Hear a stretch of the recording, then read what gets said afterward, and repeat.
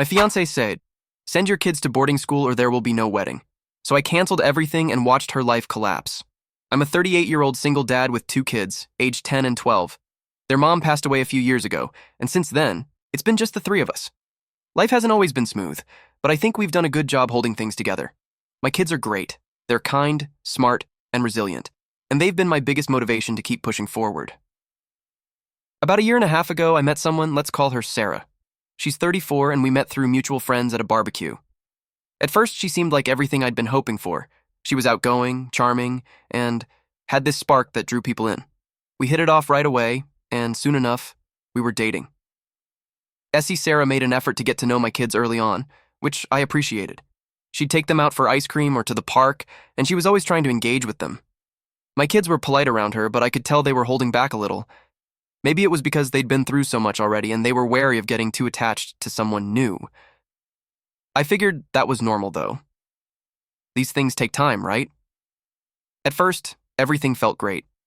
Sarah seemed to understand that my kids were my world and that we were a package deal. She'd talk about how she admired my parenting and how much she wanted to be part of our lives. It felt good to have someone in my corner who seemed to get it. Over time, our relationship got more serious. Sarah and I started spending more time together, and she even began staying over at my house sometimes. My kids were fine with it. They didn't seem overly excited, but they weren't against it either. I thought we were all adjusting well to the idea of blending our lives, but there were little things that, looking back now, probably should have been red flags. For one, Sarah started making comments about the house. She'd say things like, "It's cozy, but maybe we could modernize it a bit." Or, "The kids' rooms are cute, but wouldn't it be fun to give them a makeover?" At the time, I didn't think much of it. I figured she just wanted to put her own touch on the place, and I was okay with that. Another thing was how she'd talk about our future. She'd make comments about how we could build a life together, travel, and maybe even have a kid of our own someday. I wasn't against any of that in theory, but I always made it clear that my priority was my kids. She'd smile and nod, but now that I think about it, I'm not sure she really got it.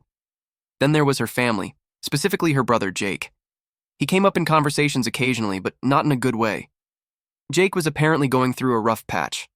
Sarah mentioned that he'd lost his job, was struggling to get back on his feet, and had been staying with their parents. She talked about him like he was a lost cause, but also like it was everyone else's responsibility to help him. I didn't think much of it at first. We all have family members who need a little extra support sometimes, and I figured it wasn't my place to judge. But as I got to know Sarah better, I started to realize just how much of a mess Jake really was.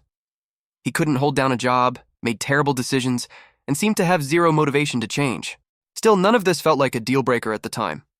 Sarah and I were getting closer, and I was starting to think about our future together. I'd been on my own for so long, and it felt nice to imagine having a partner. About a year into our relationship, I started thinking seriously about proposing. Sarah had been dropping hints for a while, showing me pictures of rings she liked, talking about wedding venues, that kind of thing. I wasn't blind to it, and honestly, I thought it was a good idea. My kids were doing well in school. We had a stable routine, and I felt like I was ready to take that next step. I knew it wouldn't be easy blending our lives completely, but I believed we could make it work. I planned a simple, meaningful proposal at the park where we had one of our first dates. No big spectacle, just something genuine. On the day, I was nervous, but excited. As we walked, I told her how much she meant to me, then pulled out the ring and asked her to marry me. She said yes, ecstatic as she slipped on the ring, already dreaming about wedding plans and our future together. In that moment, everything felt perfect. I had no idea how quickly it would all fall apart. The first couple of weeks after the proposal felt like a whirlwind of excitement. Sarah dove headfirst into wedding planning, picking out color schemes, browsing venues, and flipping through Pinterest boards like it was her full-time job. I was just trying to keep up.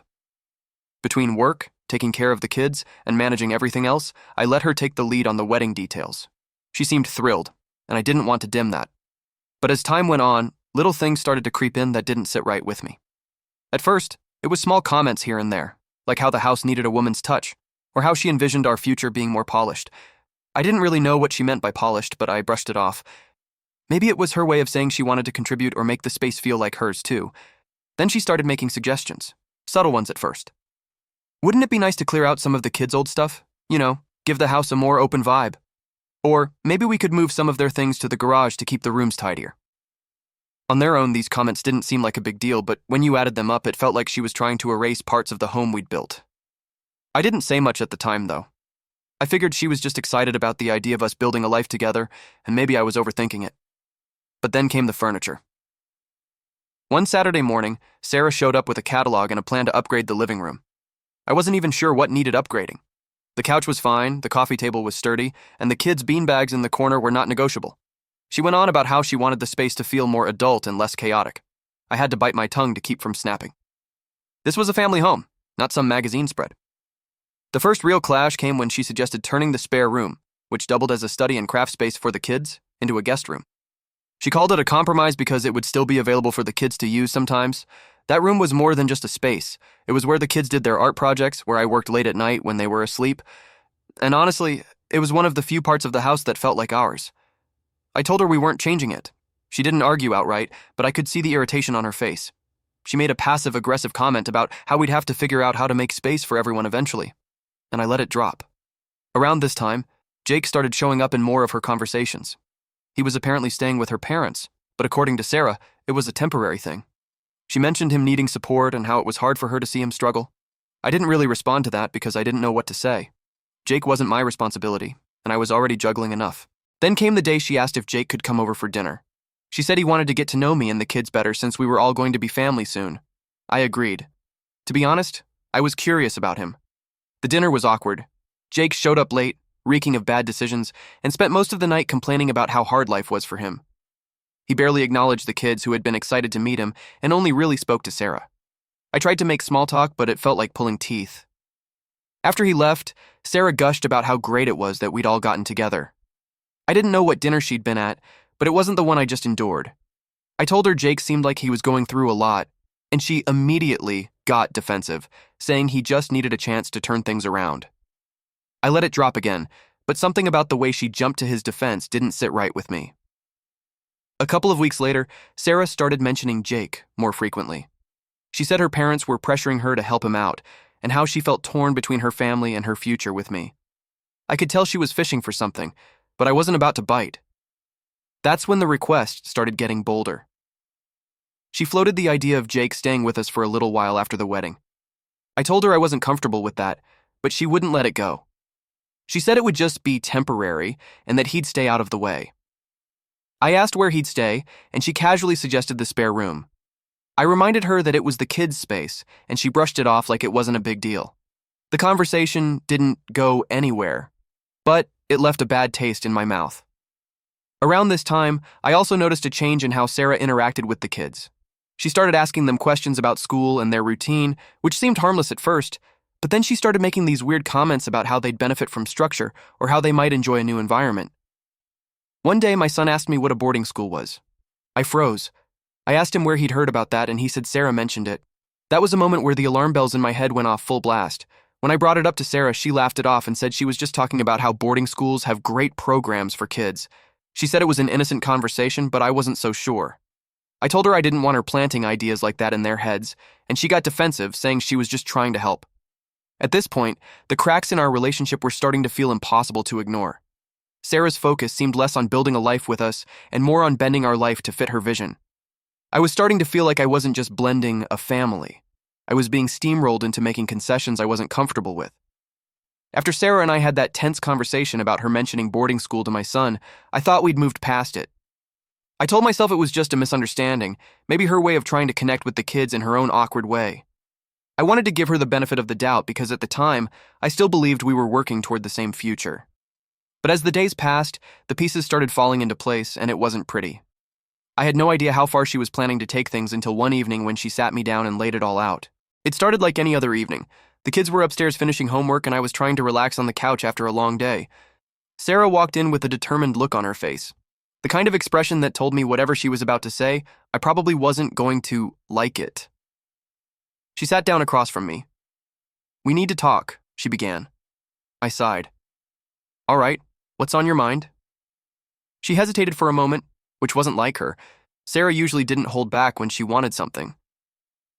"I've been thinking a lot about how we're going to make this work once we're married," she said carefully.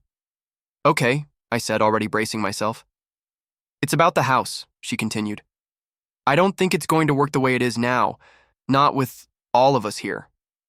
I frowned. "What do you mean?" "We're doing fine as it is." She shook her head, giving me a look like I was missing something obvious. No, we're not.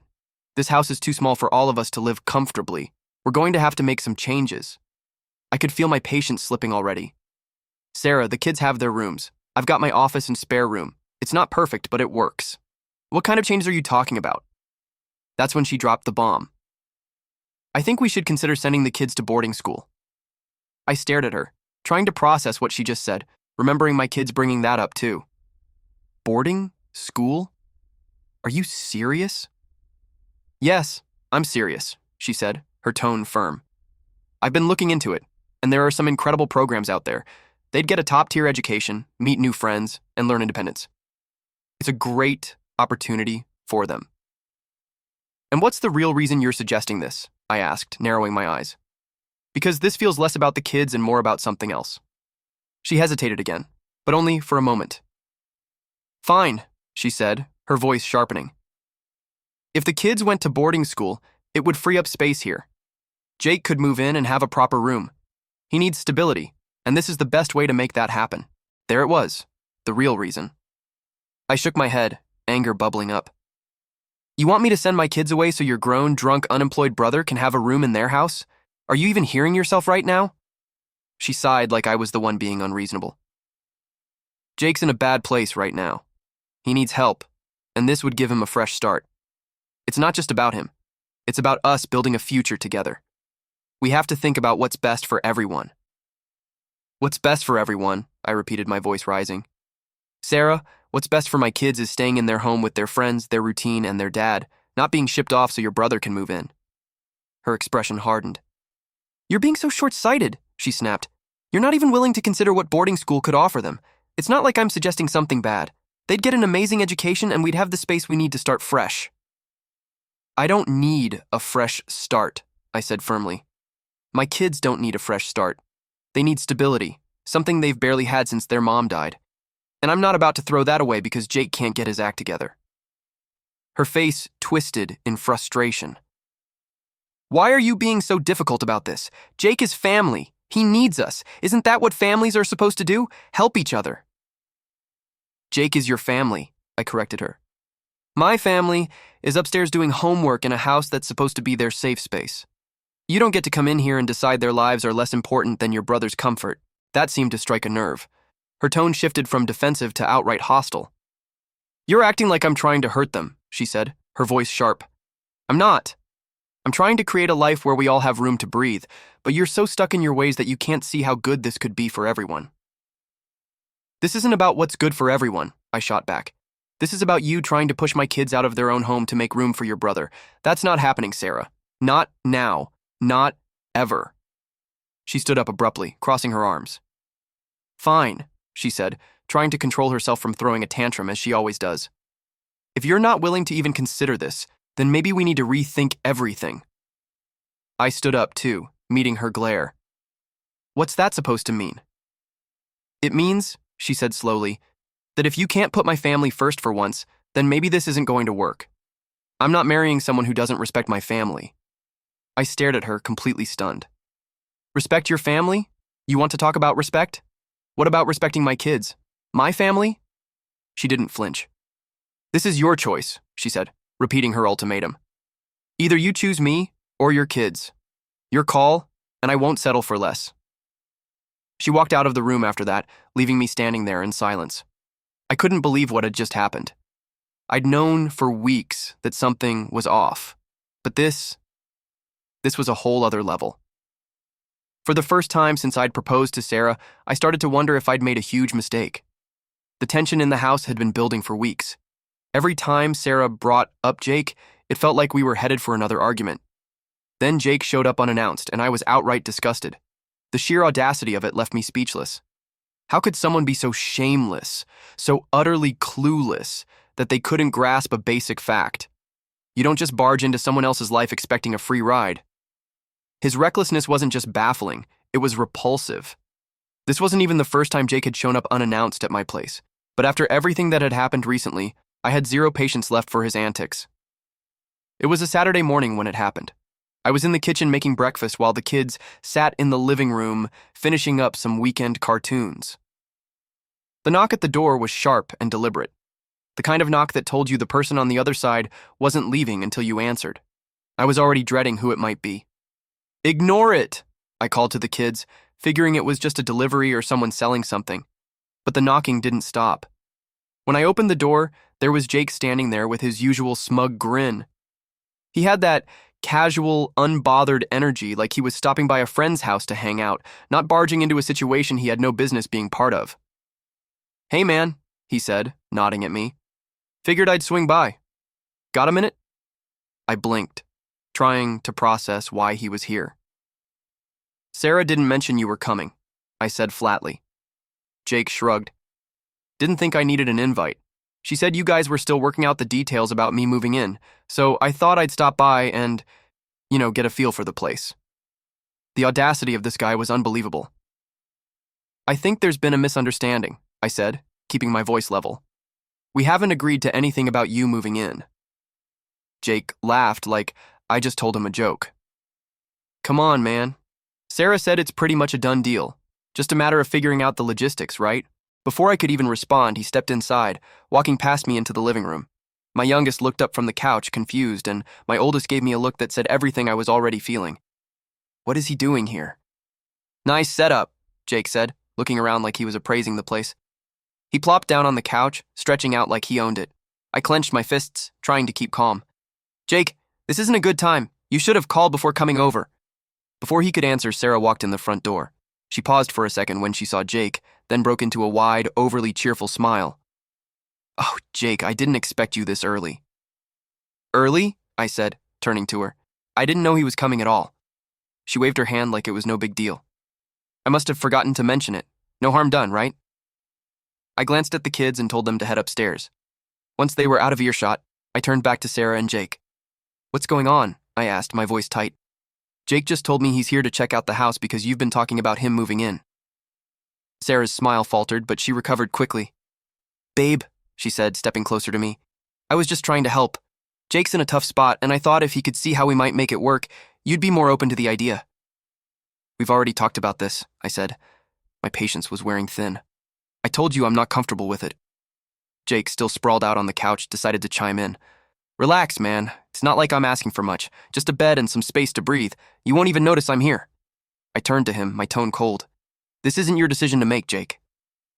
"And it's not happening." Jake scoffed and stood up, saying, All right. No need to get worked up. I'll leave you two to sort it out."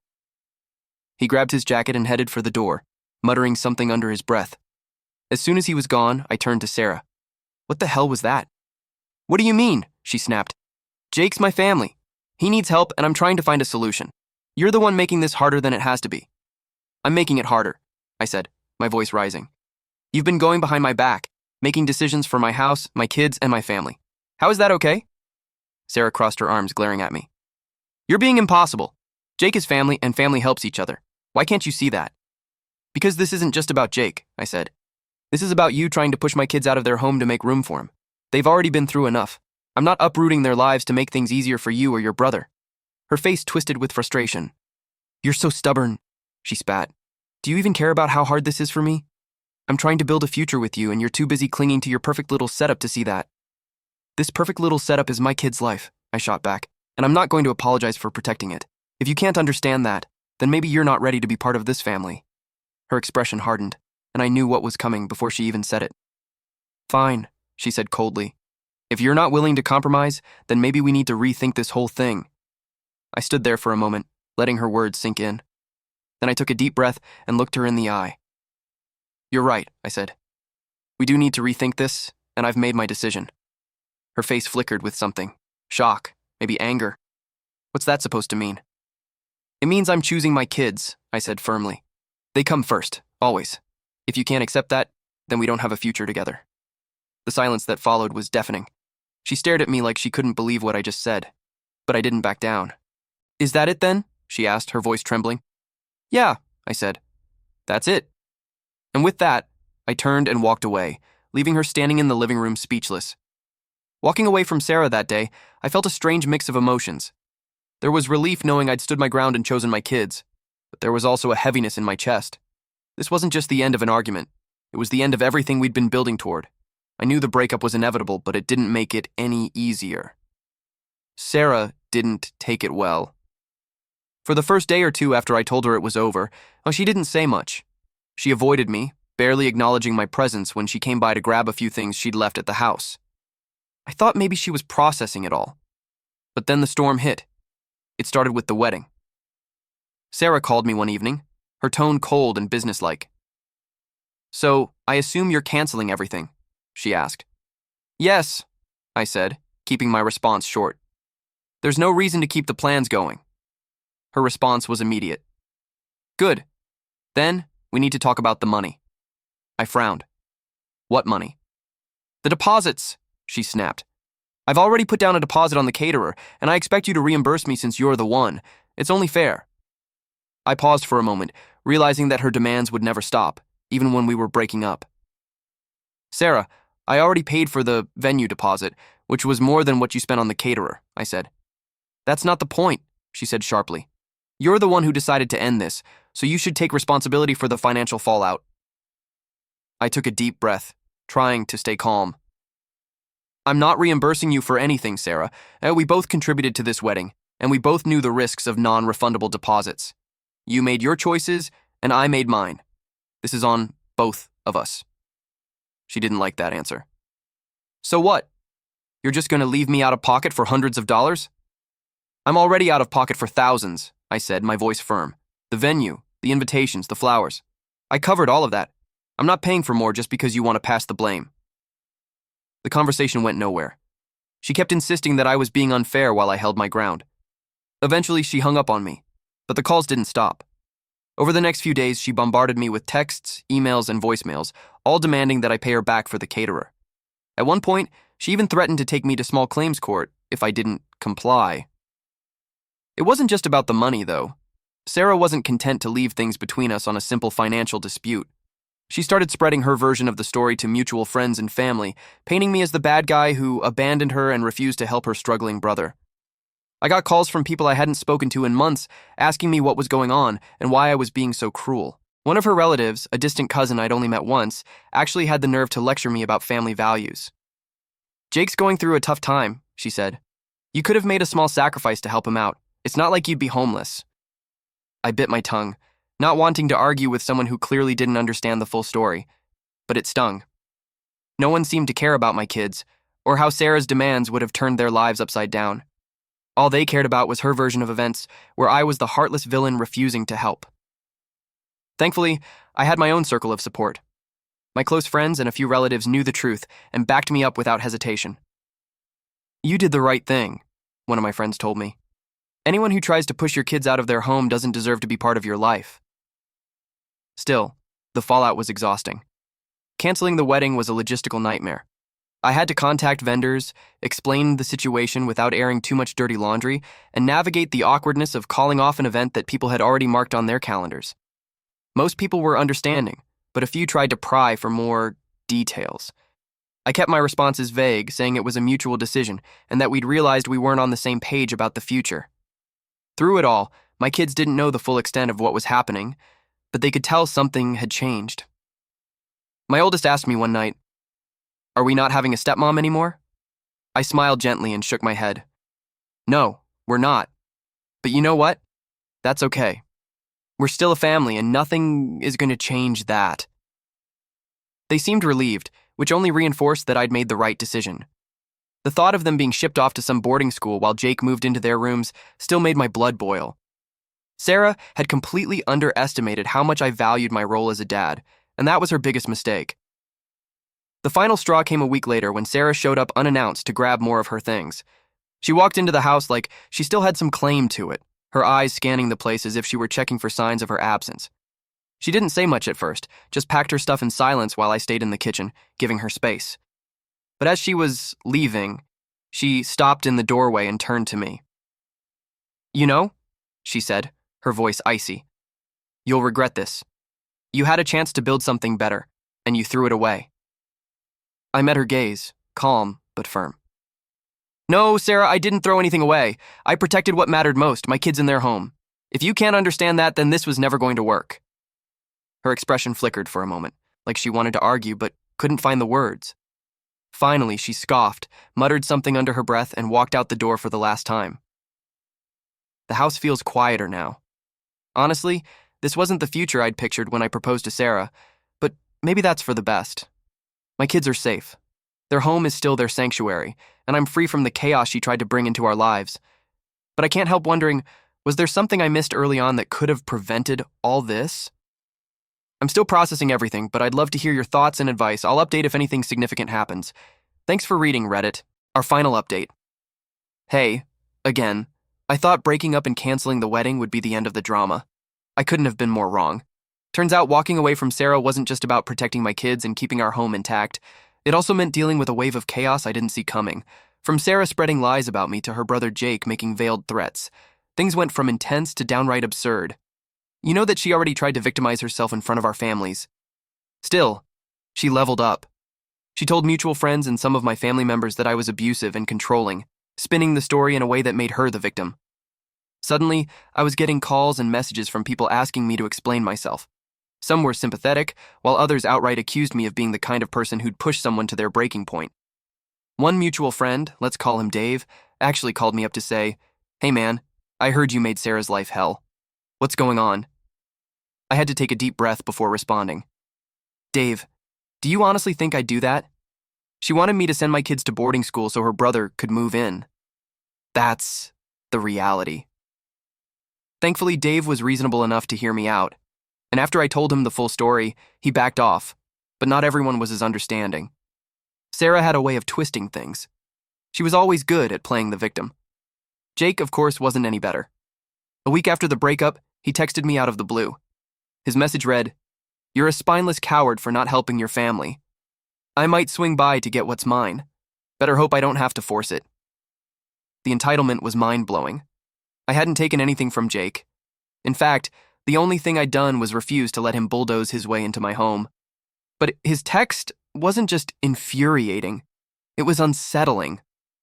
I wasn't going to take any chances. So, I called a locksmith the next day to change the locks on every door. For a few days, I kept expecting Jake to show up again, pounding on the door or causing a scene, but instead, everything went strangely quiet. It wasn't until later that I found out why. A mutual friend told me that Jake had been caught stealing money from Sarah. Apparently, during one of his drunken episodes, he'd managed to access her bank account and drained it dry. We're not talking about pocket change either. He wiped out thousands. When I heard the news, I wasn't even surprised. It was almost inevitable. Jake had been a leech for as long as I'd known him, always expecting someone else to clean up his messes. But this time he'd gone too far, even by his own standards. What made it worse was that after stealing her money, Jake completely disappeared. He wasn't answering calls or texts, and no one had seen him in days. Sarah was left scrambling, not only to figure out how to pay her bills, but also to deal with the debt he'd saddled her with. Then, as if things couldn't get any more ridiculous, Sarah showed up at my house. She didn't call or text beforehand. She just appeared on my doorstep, looking like she hadn't slept in days. I opened the door, and before I could say anything, she launched into her sob story. "I need your help," she said, her voice trembling. "Jake stole everything. I don't know what to do." I stood there for a moment, processing what she just said. I got flashbacks of everything she'd put me and my kids through, and any sympathy I might have had disappeared. "Sarah," I said firmly, "this isn't my problem. You made your choice. You wanted Jake to move in here. Remember, you put him above everything else, including my kids. Now you're dealing with the consequences." Her expression shifted from pleading to angry in an instant. "How can you be so heartless?" she snapped. "I thought you cared about me." "I did," I replied. "But you showed me who you really are. You put your brother's comfort over my kids' stability, and I'm not going to clean up the mess that came from that decision. This is on you." She tried to argue, but I shut her down. "You need to leave," I said, my voice steady. "I'm done with this." She stood there, clearly stunned. Then, without another word, she turned and walked away. Over the next few weeks, the fallout continued to ripple through Sarah's life. Jake was still nowhere to be found, and her finances were in shambles. Mutual friends started distancing themselves from her as the truth about Jake's actions came to light. The lies she told about me didn't hold up under scrutiny, and people began to see the real story. Looking back, I can't say I regret any of it. Not the breakup, not the canceled wedding, And certainly not choosing my kids over Sarah and her chaotic family. It was a tough lesson, but one I'll never forget. The people you let into your life should add to it, not take from it. And if that means shutting the door on someone who doesn't respect your boundaries, so be it. My kids come first, and that's never going to change.